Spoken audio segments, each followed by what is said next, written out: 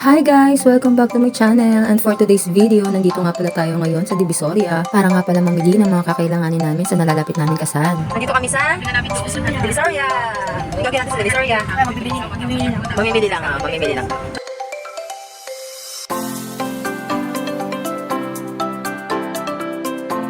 Hanap lang tayo ng magandang party.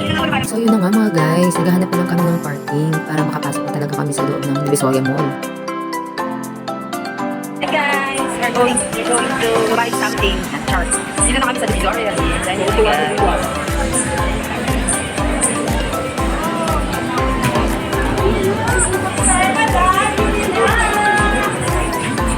Yan guys, talagang nasa Divisoria na tayo mga guys. Ayan sila.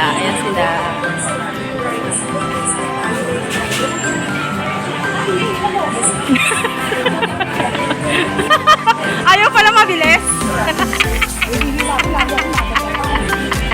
Pagbabagal?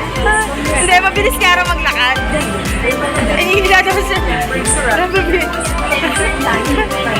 Hindi mo yung hawak.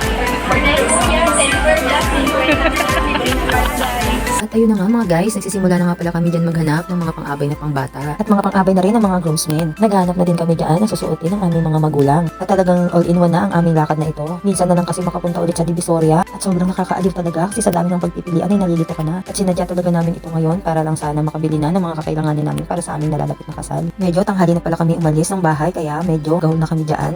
At kailangan na namin madaliin na makapili para makarami kami dahil sa totoo lang marami pa kaming dapat bilhin at hanapin dito sa Divisoria. Nakikita nyo, energetic pa yung batang yan. Pero mamaya tingnan nyo, lobat na rin yan. Sige.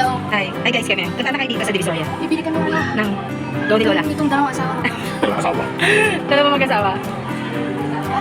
Para sa kasal. At grabe, lahat yata ng klase ng gown nandito na sa Divisoria. Mga coat at barong, marami din sila dito. Iba't ibang klase at mga design. Ang gaganda talaga mga guys. Ito daw talaga ang mga tindahan ng mga murang gown sa Divisoria. So yan nga mga guys, tara na, ituloy na natin ang ating pag-ikot-ikot.